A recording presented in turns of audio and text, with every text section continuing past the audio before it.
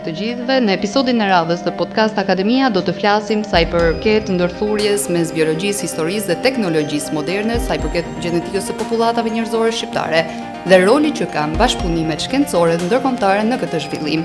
Studimi i ADN-së së popullatave nuk është vetëm një çështje laboratorike. Ajo tashmë ndihmon që të kuptojmë historinë e lëvizjes njerëzore, strukturën gjenetike, sidomos në rajonin e Ballkanit ku ne jemi pjesë. I ftuar në këtë episod për të na dhënë më shumë detaje është akademik Ilia Mikerezi, njëkohësisht drejtues shkencor i Qendrës Kërkimore të Bioteknologjisë dhe Gjenetikës pranë Akademisë së Shkencave të Shqipërisë, i cili ka edhe kontribuar në këtë fushë dhe ka qenë pjesë e diskutimeve dhe mbi zhvillimet e kërkimeve gjenetike në rajonin tonë. Profesor, përshëndetje. Përshëndetje, faleminderit për ftesën. Faleminderit juve për pranimin e ftesës dhe që jeni bërë pjesë për të bërë një bisedë kaq në interes, sidomos të popullsisë shqiptare që shumica edhe ndoshta nuk i kanë aq të detajuara gjenetikën e popullatave. Me kënaqësi. Si fillim do ta nisim me krijimin e Qendrës së Kërkimore të Bioteknologjisë pranë Akademisë së Shkencave. Cilët janë prioritetet strategjike të kësaj qendre? Atëherë ta filloj me themelimin e qendrës. Qendra është themeluar e miratuar nga qeveria në 15 maj të vitit 2024, por qendra është themeluar më përpara si një qendër fillimisht virtuale nga vendimi i kryesisë Akademisë së Shkencave dhe gjatë periudhës që ajo ekzistonte në këtë mënyrë virtuale, ne kemi bërë gjithë përgatitjet paraprake, projektet me të cilat do të merren në të ardhmen qendrën. Dhe në këtë rast, gjithmonë dua ta kujtoj dhe të përmend mbështetjen e drejt për drejt të kryesisë Akademisë së Shkencave për ngritjen e kësaj qendre. Pra, mbështetja ka qenë jo vetëm morale, por fundit edhe materiale për ngritjen dhe funksionimin pasaj të kërkimit shkencor në këtë qendër. Duke u ndalur sërish tek mënyra se si funksionon brenda qendrës, cila është struktura e saj? Atëherë, qendra ka 3, si thua, departamente kryesore. Është ai i gjenetikës humane ose njerëzore, është sektori i bioteknologjisë bimore dhe i bioteknologjisë shtazore. Në pjesën e gjenetikës ne kemi, si thua, 2 drejtime, atë që quajmë gjenetika mjekësore dhe gjenetika e popullatave.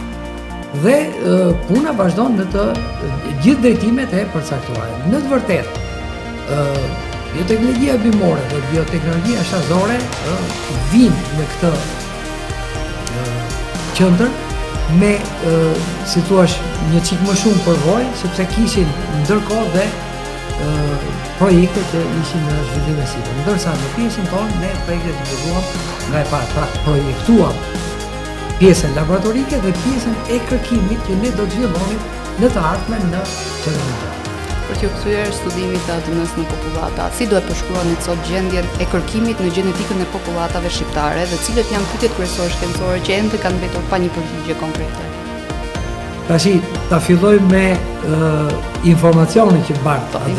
Pra, informacioni që bart ADN në të vërtetë është një informacion jashtëzakonshëm, është një libër i madh që duhet lexuar dhe duke lexuar këtë libër ne kuptojmë shumë gjëra në lidhje me strukturën e popullatave, në lidhje me origjinën e tyre, në lidhje me migrimet, në lidhje me skenarët se si këto popullata kanë migruar, nga kanë ardhur, si janë formuar e të tjera. Pra, duke u bashkuar pasaj dhe me informacionin i cili vjen nga shkencat të tjera, si që është paleontologjia, historia, arkeologjia e kështu me radhë. Pra, të gjitha së bashku formojnë atë që ne quajmë shpeshherë historia e një popullate.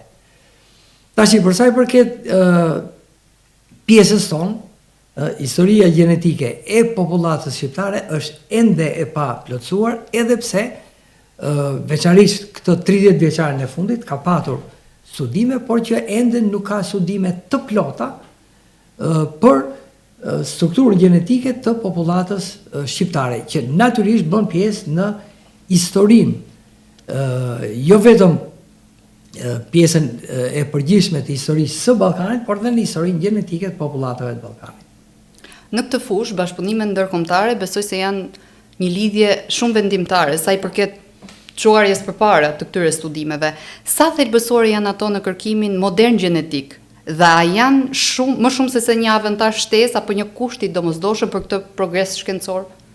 Po padyshim, nëpërmjet bashkëpunimit me kolegë që vinë nga institucionet të huaja ndërkombëtare, sigurisht ne kemi mësuar shumë, por dhe bashkëpunimi është I domosdoshëm. Pra, është e domosdoshme përvoja që ne marrim nga kolegë të tillë, të cilët vinë nga institucione vërtet shumë të specializuara, dhe në të vërtetë është një domosdoshmëri për realizimin e punëve cilësore.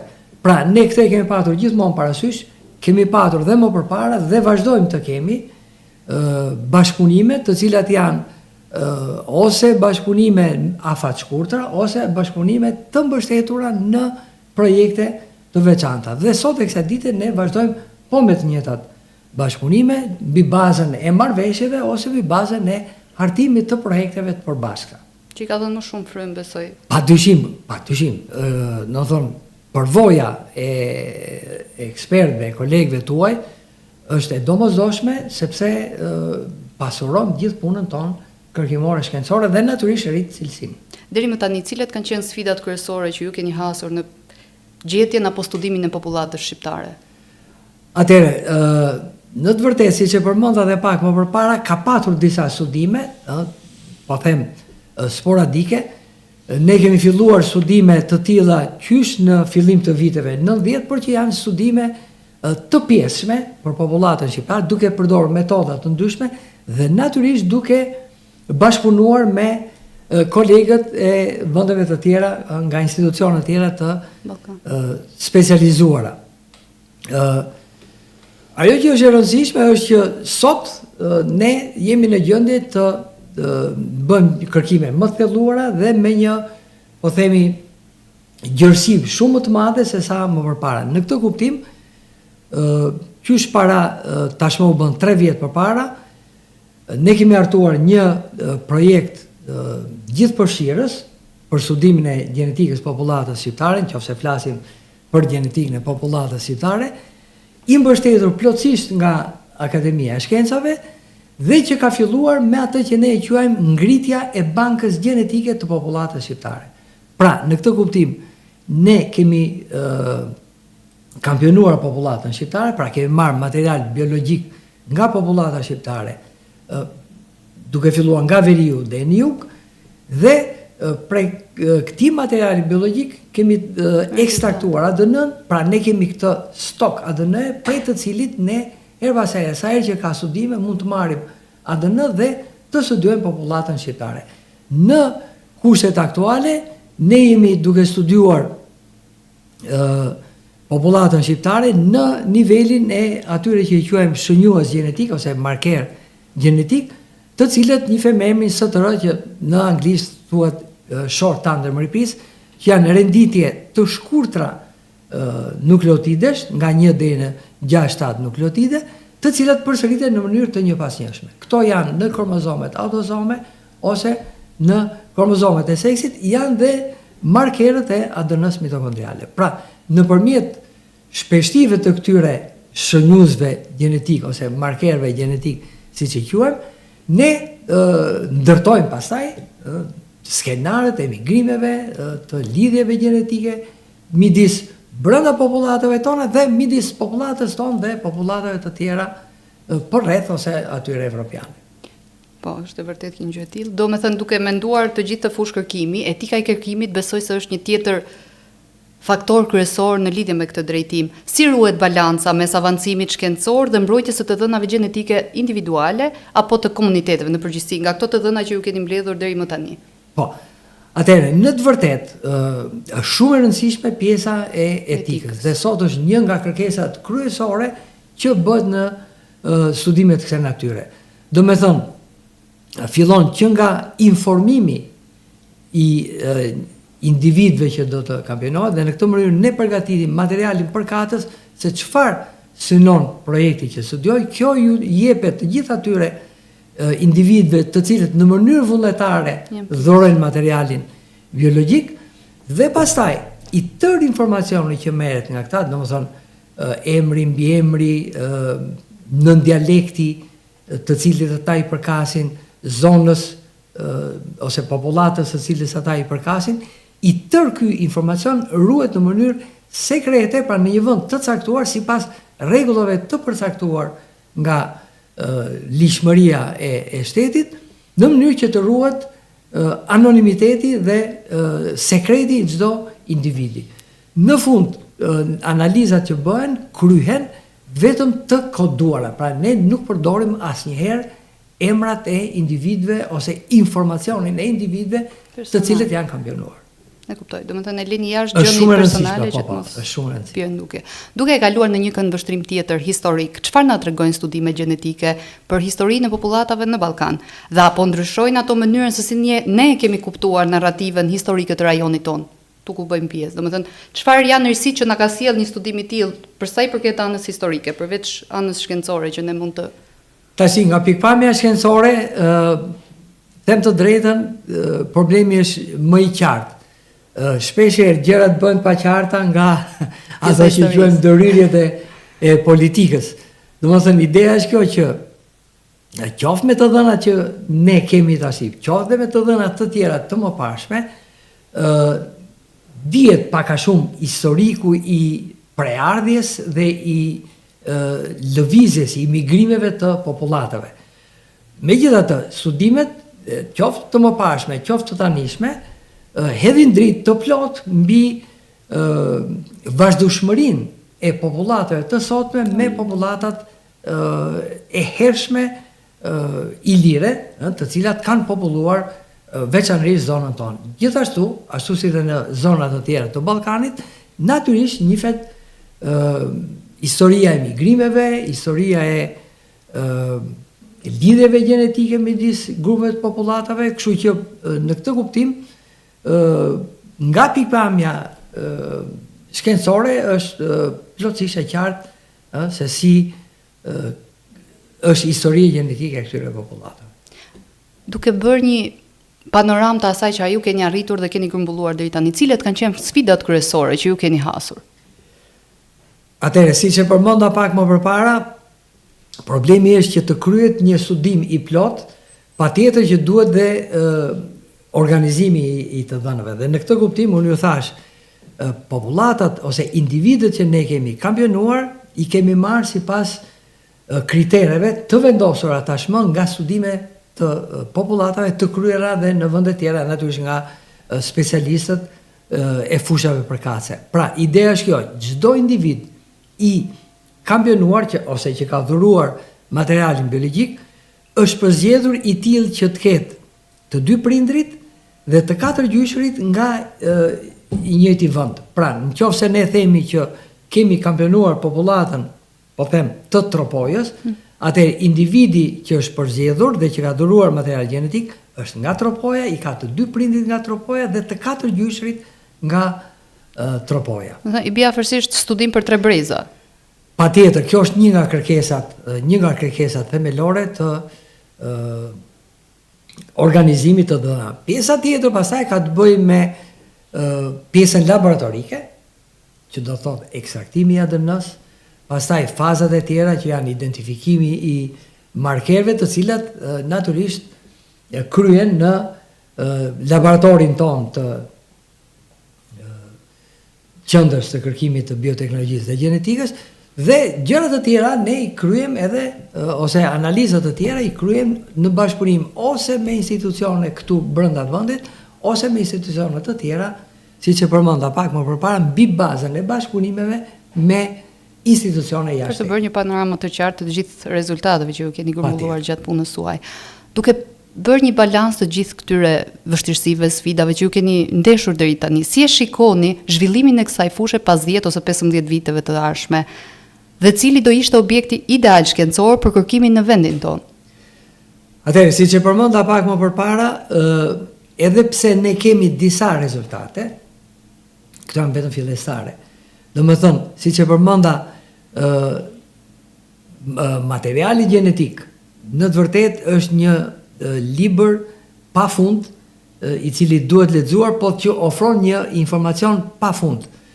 Në këtë kuptim do thosha që mëtej mund të shkohet për analizën e më të thelluar të popullatave, shkohet në atë që ne quajmë sekuencimi i plot i gjenome. Pra ne duhet kemi për individ veçantë ose për një kampion të popullatës shqiptare renditjen e plot të nukleotideve në ADN-n e një grupi individesh. Dhe mbi bazën e informacionit që përftohet në këtë rast, mund të analizohen shumë gjëra në nivel shumë të hollësishëm, qoftë për strukturën gjenetike të popullatës, po qoftë edhe për lidhjet gjenetike që kjo popullat ka me popullatët të tjera. Sot kështu veprohet. Nga ana tjetër, një hap tjetër është informacione që ne mund të marrim nga mbetje skeletike.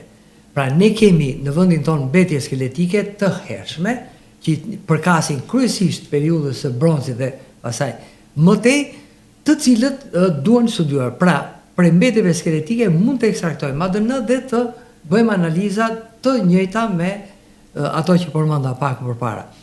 Pjesa tjetër pastaj ka të bëjë me ato që ne quajmë në lidhje me shëndetin publik.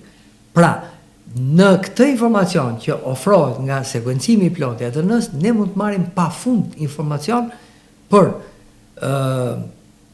themi gjendjen shëndetësore të një individi, ose në përgjithësi nëse kjo popullat ka renditje të caktuara të nukleotideve që bëjnë karakteristike të popullatës, nëse ka renditje të cilat japin rezistencë ose ndjeshmëri ndaj këtyre apo atyre sëmundjeve, si dhe karakteristika të tjera të cilat kanë bëjnë me një numër të madh sëmundjesh ose predispozitash për sëmundje të ndryshme gjenetike të popullatës dhe që pastaj mund të mbërrihet deri tek ajo që ne quajmë mjekësia e personalizuar.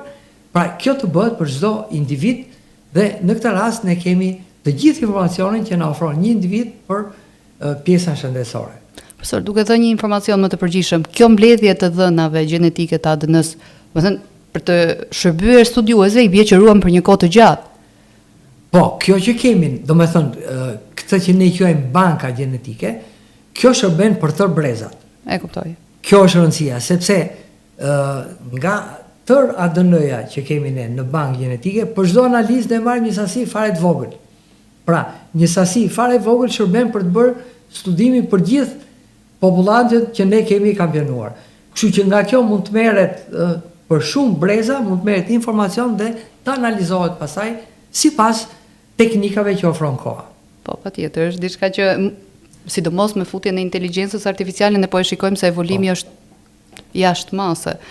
Duke bërë të gjithë të mbledhjen e të dhënave që ju keni bërë, a keni parë një veçori gjenetike që shfaqet më shpesh në popullatën shqiptare ose të rajonit të Ballkanit ku ne jetojmë? Dhe çfarë rëndësie kanë këto për kërkimin shkencor, veçanërisht për mjekësinë shqiptare, domethënë se ne më shumë Po, atëre, nëse flasim për gjenetikën, çfarë avantazhi është, domethënë çfarë avantazhi jep mjekësisë? Nëse ne flasim për gjenetikën e popullatave, si thua për strukturën gjenetike të popullatave, natyrisht ne përpiqemi të gjejmë ata marker ose shënjues gjenetik të cilët janë tipik për popullatën.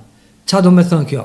Ata që paraqiten me shpeshti të larta në popullatën tonë. Kjo gjë shikohet edhe në popullatët e tjera. Pra, zakonisht shikohen këto shpeshti të cilat aty ku janë me vlera të larta, natyrisht bëjnë karakteristike të popullatës. Dhe ne kemi zona e Ballkanit është e karakterizuar nga disa prej këtyre markerëve, për shembull markerë të kromozomit Y, të cilat janë karakteristike për zonën e Ballkanit, por që janë dhe më shumë karakteristike për popullatën shqiptare.